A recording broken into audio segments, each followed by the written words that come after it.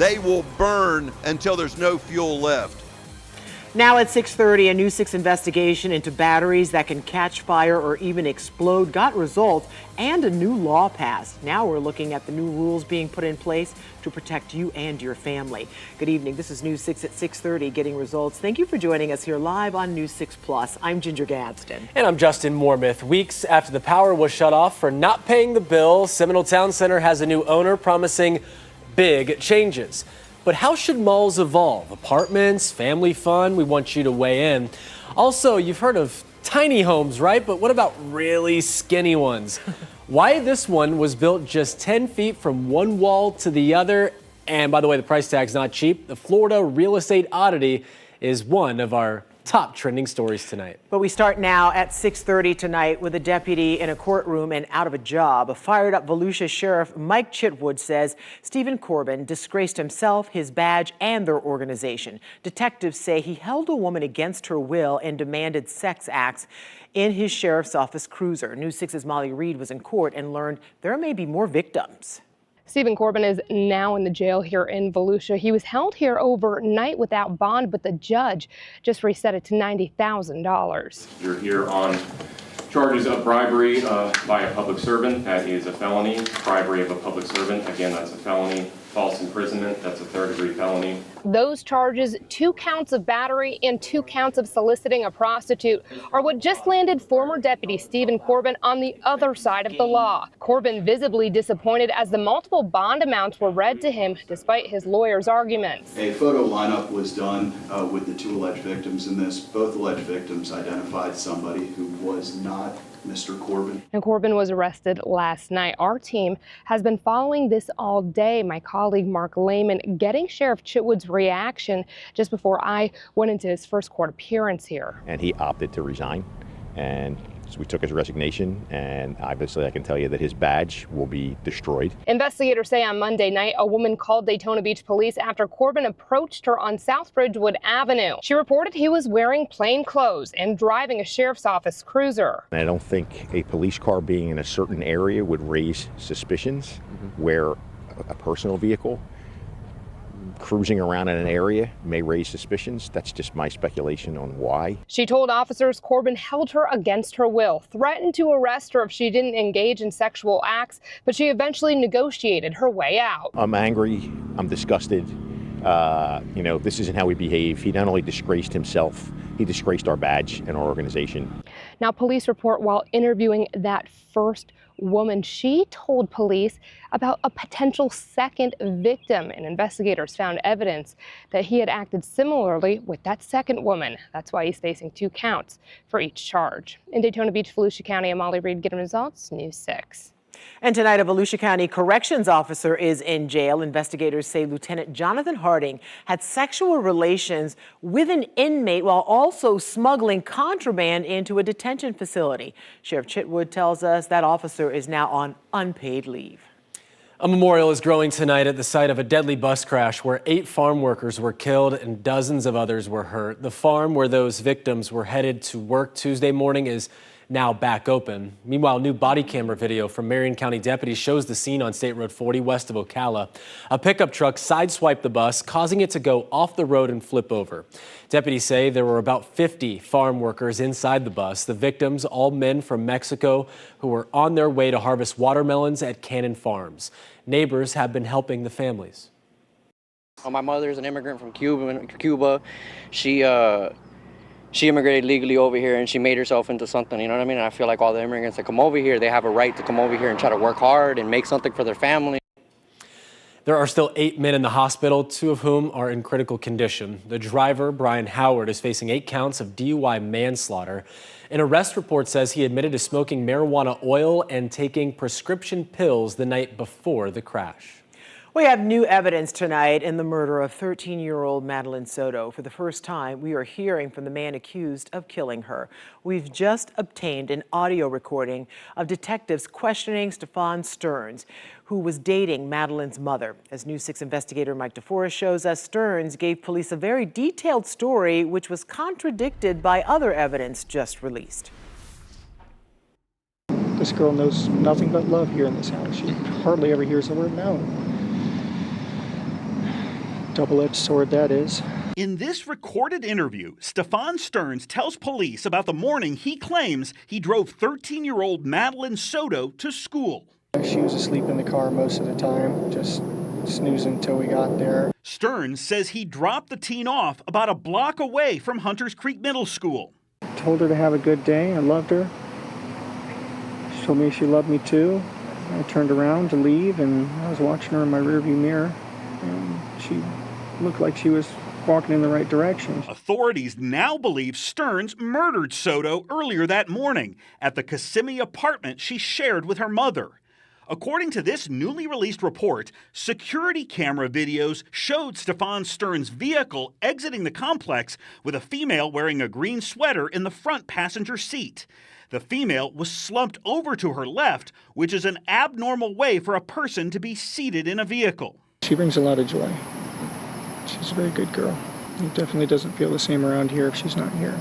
As police were looking at Stearns' cell phone, they discovered its memory had been wiped out the same day Soto vanished. I don't know what the heck I did, but somehow during the massive OS update, I managed to factory reset my phone and lose all of my contacts, all my information.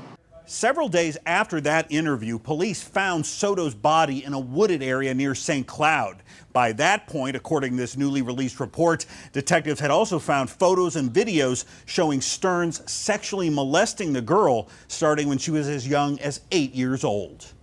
Mike DeForest, News 6. A News 6 investigation got results aimed at keeping you safe. Tonight, there is a next step. So we first showed you last year how the batteries used in everything from cell phones, tools, toys, electric cars can overheat, catch fire, and even explode. Incredible video here of some of those fires. And there were no statewide rules on how to safely store those lithium-ion batteries. Well, our investigation caught the attention of state lawmakers and State Fire Marshal Jimmy Petronas, and they passed a new law. KMG was a great part in all of that. Couldn't have done it without him.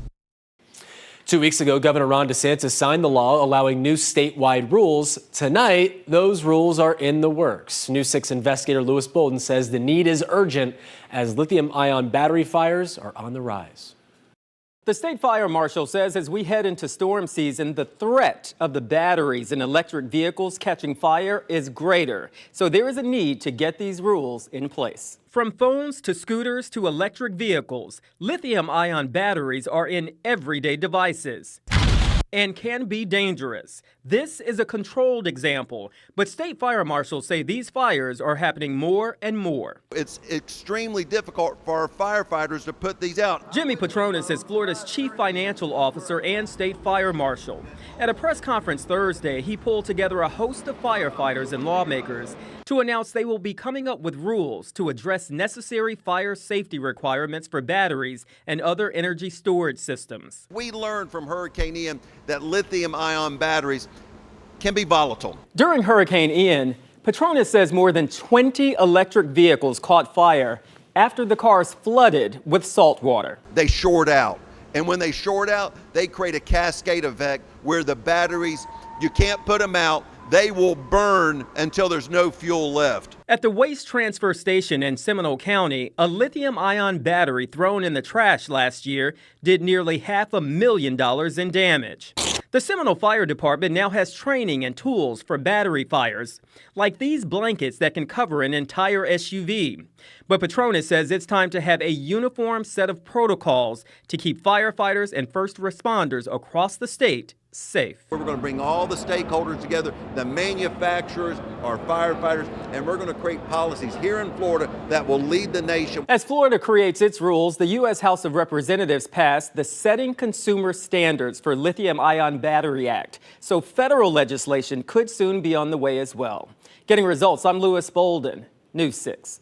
All right, so what can you do now to protect you and your family? Well, you need to make sure you're using certified products. There is a company that tests and certifies these batteries, and we've posted a link to their database on clickorlando.com. Just search under the Investigators tab right on the homepage. It's where you can also find our previous reports on the possible dangers of lithium-ion batteries. Tonight, big changes are coming to the Seminole Town Center. A new owner is taking control with plans to revamp the once bustling mall. The news comes more than 2 months after power was cut off because of unpaid bills, drawing concerns for the businesses inside and property values for anything nearby. News 6's Laverne McGee has exclusive details on the new deal. I'm hoping to turn this around quickly. I'm hoping that I can do it by finding the right buyer for the Macy's. Meet the new owner of Seminole Town Center, Felix Resnick of Fourth Dimension Properties. I spoke to him via Zoom from his office in South Florida. He told me that Michael Cohen and Cohen Retail Investment Group, who had the controlling interest in Seminole Town Center, sold all of their interest to Fourth Dimension Properties. And now he has big plans. I don't think you're going to get a department store in the Macy's, but you could get electronics, you could get supermarket, you could get multifamily. Back in February, we told you about the mall going dark, literally, because the owner did not pay FPL the light bill. An email I received from Cohen Retail Investment Group says, this is to confirm that Felix and Alan have bought out Mike's interest in Seminole Town Square. The sky's the limit when it comes to the future of this mall. There could even be new housing here. So you would like to see housing built there, right at the mall? I might, yeah. I mean, I want the highest and best use. So either there or the 13 acres across. We own that too. Jamie Grover rents space for the Special Needs Advocacy Program, and he's excited about the change. We're going to be opening a year-round toy store called the Toy Box, which is going to be right down the corridor here from us. I will do my best to try to bring it back. Laverne McGee, Getting Results, News 6.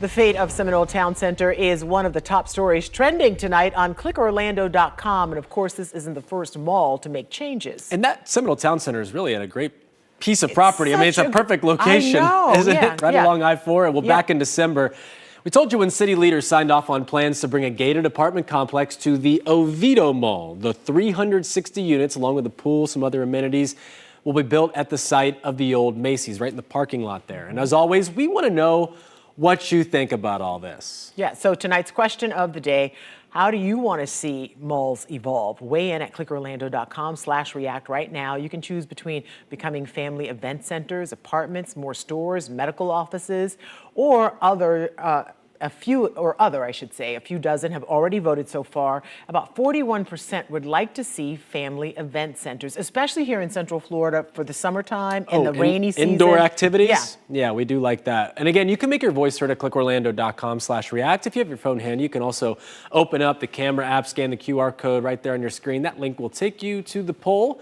We'll have the results tomorrow night right here at 6:30.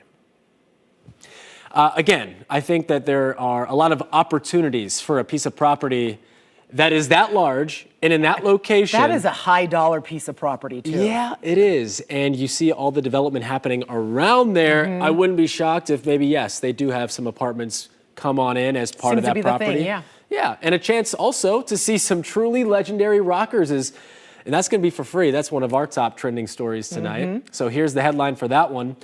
Here's how to win 2 free tickets to the Rolling Stones concert in Orlando.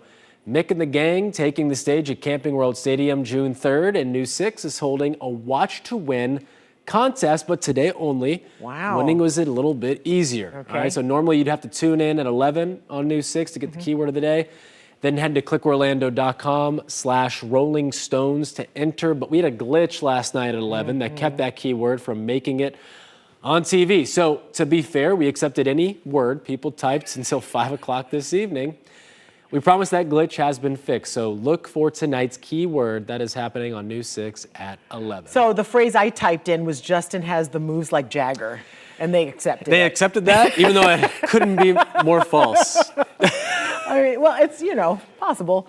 All right, so our third top trending story has been going viral. You've heard of tiny homes, right? So last week we even told you about elf homes. But what about skinny homes? The headline, this Florida skinny house, is only 10 feet wide, but it's selling for $619,000.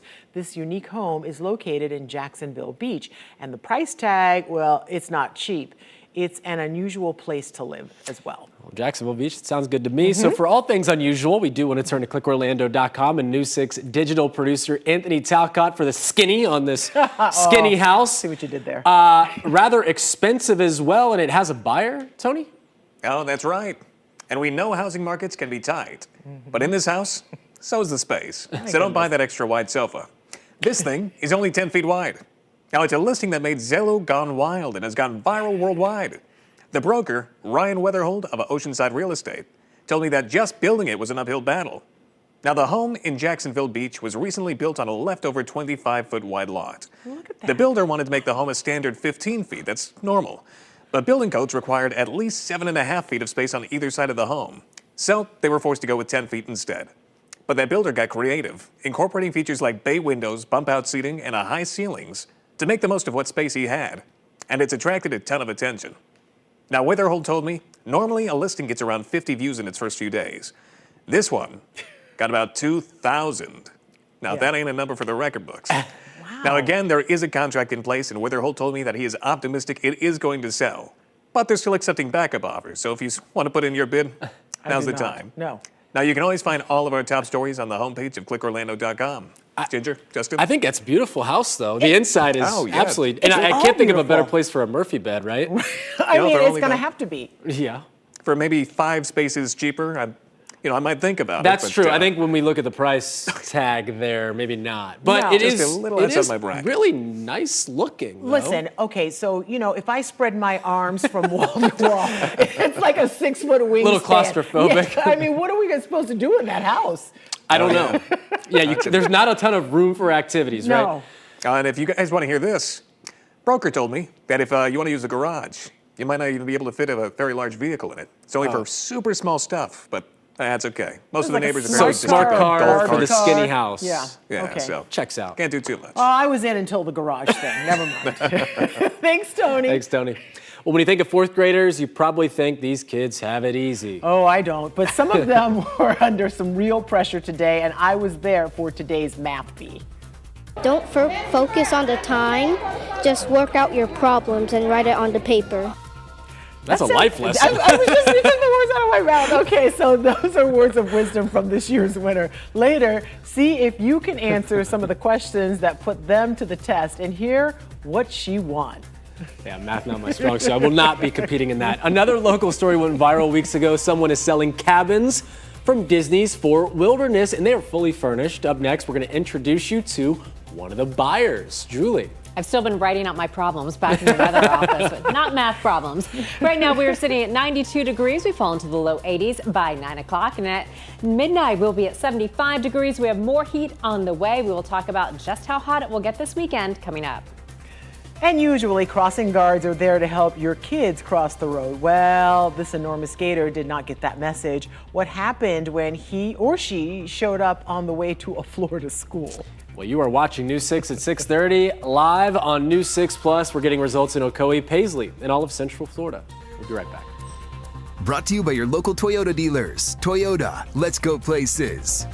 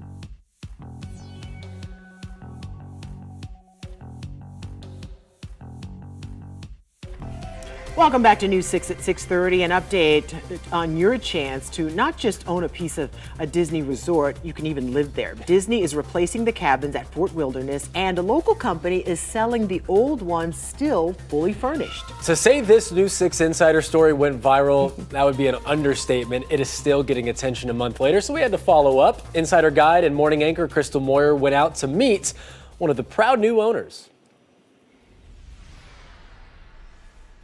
Signed, sealed, delivered, and this could be yours. I'm News 6 anchor and insider guide Crystal Moyer. And remember those old Disney Fort Wilderness cabins that are on sale? Well, this one just got delivered, and the owner, a Central Floridian, says it's bringing him some nostalgic memories.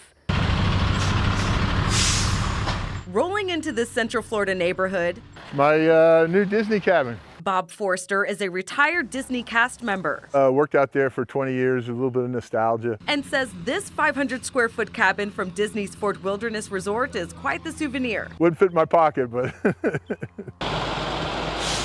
We first told you last month that hundreds of old cabins were being removed from Disney's Fort Wilderness to make room for new updated units like this one. Hundreds of the old cabins are being sold by companies like Florida Manufactured Home Sales out of Mims. Our phone has completely been blowing off the hook. We're selling these cabins quicker than we can get them. I can't tell you where they're coming from, but it's kind of obvious. The cabins are selling for about $60,000, fully furnished with beds, couches, even appliances. We checked, and you won't find any Disney stamped merchandise inside other than a Joffrey's coffee packet or two that may have been left behind. I had one couple that used them as a schoolhouse for homeschooling. I've had another couple that are going to take them to North Carolina. Bob doesn't want us sharing exactly where his cabin is, only that it's now sitting on his lakefront property in Central Florida. He says at first he thought the listing was a joke until his sister saw my previous story. Online, I thought it was just like a scam or something. They're not selling cabins. And she said, no, I saw it on Channel 6. So I gave the guy a call, and sure enough. Bob plans to use the cabin as extra space for family visits, as well as a rental to make some money. I posted more information on how you can get your hands on one of these cabins on clickorlando.com/insider. I'll tell you what, though. Those are cool looking, right? Yeah, I mean, people want a piece of the mouse. Anything to do that's with why. Disney. And if you're wondering why Disney's offloading hundreds of these Fort Wilderness cabins, well, Crystal found out they're being replaced by these things. These are modern-looking cabins with new, more energy-efficient features. Look really, at that. Really nice. Big-time You're upgrade. glamping out there, yeah. I think this is you. Okay. Renovations are also underway for the resort pool, walking trails, and some dining areas as well at Fort Wilderness. Disney Vacation Club says the new cabins will be available to book for stays starting September 27th. And getting results now for an ecological treasure. The Indian River Lagoon has a new natural water filtration system, but it's being placed in a not-so-natural way. Drones flew over the Indian River Lagoon today, dropping thousands of so-called super clam seeds in the water there. Those are tiny, hardy clams native to our area. The clams act as a natural filtration system, cleaning up nitrogen and phosphorus from the water. But their population had been dwindling, and officials hope the new round of clams will help to restore it. The Brevard Zoo says these clams can grow from about the size of a dime to the size of a tennis ball in just 9 months. That's really cool. Mm-hmm. Well, crossing guards get results and keep kids safe on their way to school. They had to call in reinforcements today, though, Look at that. in Pinellas County. You see why. That is a 12-and-a-half-foot gator strolling along the path that kids use. 12 and a half, yes. Dinosaur, ears still ringing from the Big Bang. Pinellas County deputies shared the video saying they quickly called that trapper from Florida Fish and Wildlife. Took 4 men to get that big boy to the back of a truck. The gator was taken to a rural area in South Florida and then released. That is incredible. 4 grown guys to take that thing in. Okay. So we want to say a big thank you to the wonderful people of Montverde for welcoming News 6 with open arms this time last night. WKMG hit the road to the small town, bringing you our newscast live. That's right. We wanted to highlight everything from the people, the food, obviously the popular Montverde Academy. Take a look.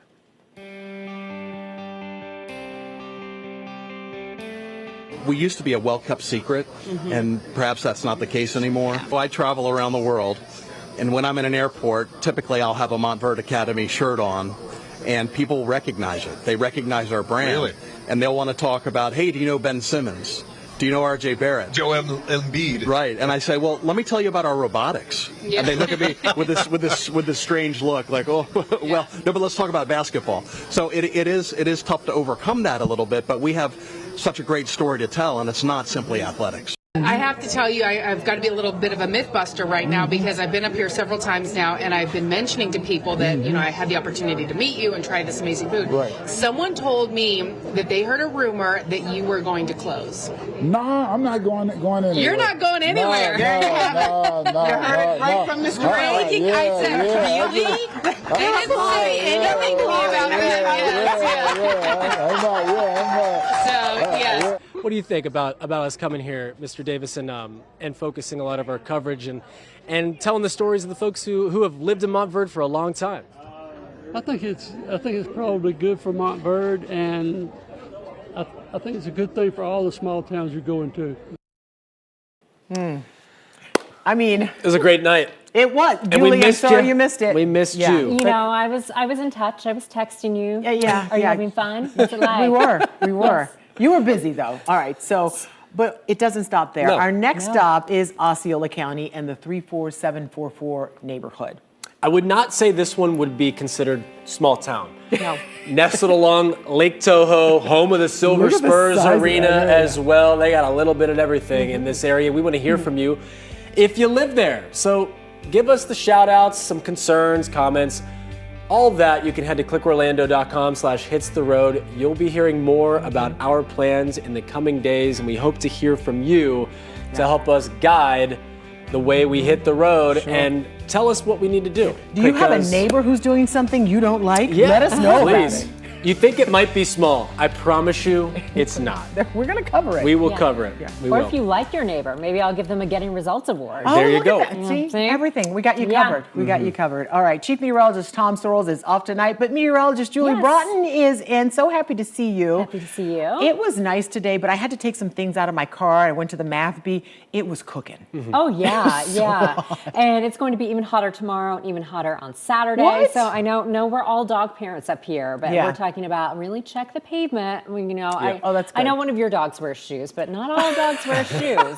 So we got to Don't keep an eye shame on her. that. Does Cinnamon only wear shoes when it's cold? or does Yes, she wear only them when it's cold. hot? You know her paws are delicate. Okay, that's right. So Cinnamon has Uggs. I don't recommend that, but it is going to be in the mid-90s tomorrow and Saturday. Here's what's happening for us right now here at 6:57. As we are scanning out on the radar, this is our East Coast sea breeze beginning to progress inland a little bit, but really not doing a whole lot as far as sparking any showers. So we will keep just an isolated shower in the forecast as we move through the rest of the night, but I don't think we'll see much.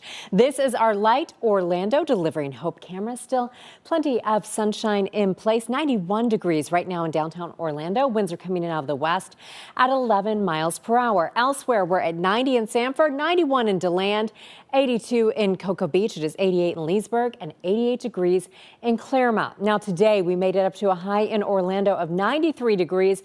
Remember, the normal high this time of year is 89, so we're above that.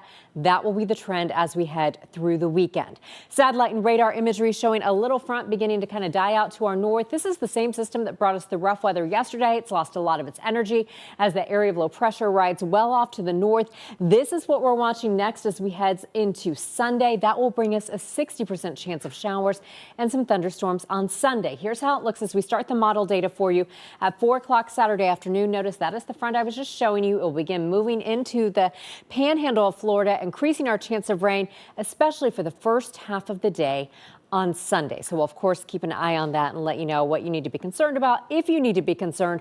But best bet for outdoor plans this weekend is Saturday. Your forecast for tonight, partly cloudy skies, 70 for your low with winds from the west-southwest at 10 to 15 miles per hour. Now, here's your forecast for tomorrow. Your forecast is sponsored by Florida Lottery. Again, our normal high is 89. We go up to 95. It will feel like the triple digits. The record for tomorrow is 97. So I don't think we'll quite get to that. We will see a few more showers tomorrow than we did today, with rain chances at 20%. That goes up to 40% for our Saturday. Sunday, again, as that front comes through, a 60% chance of showers and thunderstorms with a high of 92. 92 on Monday and Tuesday. We will see partly cloudy skies and a high of 89. Hello, Summer. Right? Yes. Thanks, Jules. Well, they aren't necessarily athletes, but you could definitely call them mathletes. 100%. So I was there as the pressure was on for this year's Math Bee. Meet the winner and see if you can answer the question that helped her take home a big prize and a big trophy. Stay with us. We're back in 2.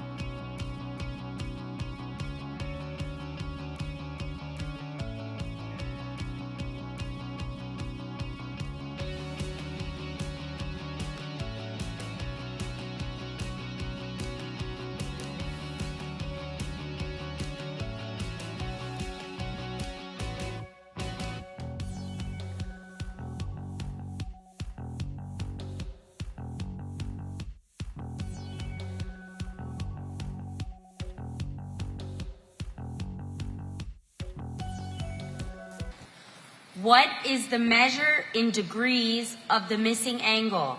Tyrell is 4 feet 9 inches tall. Measured in inches, how tall is Tyrell? What factors do the numbers 26 and 39 have in common? So our floor director's back there using his feet. He's like literally counting on his hands. What'd you get for that one? Some of the best math students in all of Orange County took center stage today to decide who would be crowned the new Math Bee champion, and Ginger was there. But I was as not you crowned. always are. Oh my God. They told me it was 10 years that I've been doing that. I don't think it's been that long. I had the honor of hosting the event again this year. And what an amazing group of fourth graders. And I'm not just saying that. Students had 60 seconds to solve a problem and give the answer. And one student, well, she could not be beat. And our first place winner, Miss Christina Lewis, Eccleston Elementary. And what do you say to other little girls who think they can't beat the boys? Anything boys can do, girls can do, if not better. Come on now, I'm going to drop the mic for you.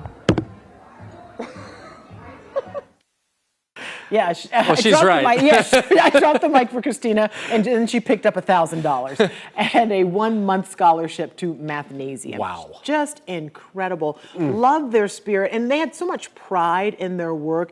It broke my heart when a student would get an answer wrong, and then they would leave the stage in tears because they take it so seriously. All right, so we wanted to know, Justin, and this is putting you on the spot, could you answer Christina's winning math problem? Here it is. Or are you at home?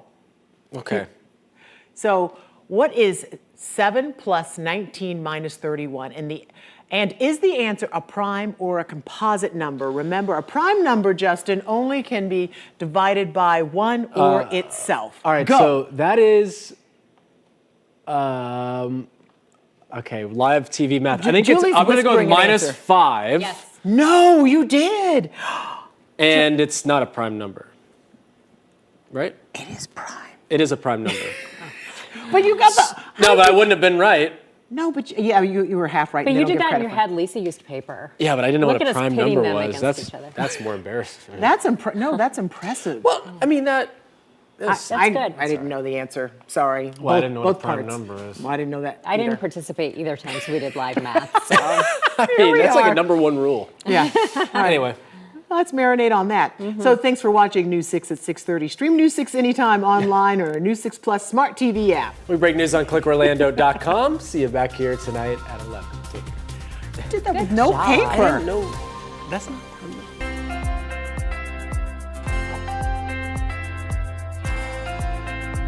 So, Dr. Greaves, we didn't even hear anything about postpartum depression until really about the late 1980s. And it's estimated that at the very least, 1 in 10 women will suffer from postpartum depression. Do you think women are getting better at looking for the signs and symptoms? Yes, I think that women are getting better at looking for the signs and symptoms, and so are their doctors, and informing them of the signs and symptoms, because 1 in 10 women have it. And if 1 in 10 women have it, and we see more than 10 women a day, someone's going to have it. What are the main things that you look for as a doctor when someone comes in and says, I don't feel that great? Yeah. So you go through the process. First of all, their history. Have they had a history of postpartum depression? Have they had a history of depression or anxiety? Then go further into asking, what questions are they? Is it because of you're just feeling guilty the whole time? Are you crying a lot? Is it hard for you to enjoy life? Do you want to hurt yourself, hurt your baby to that extreme? When someone answers you honestly, that's when you need to have that conversation on that it's okay.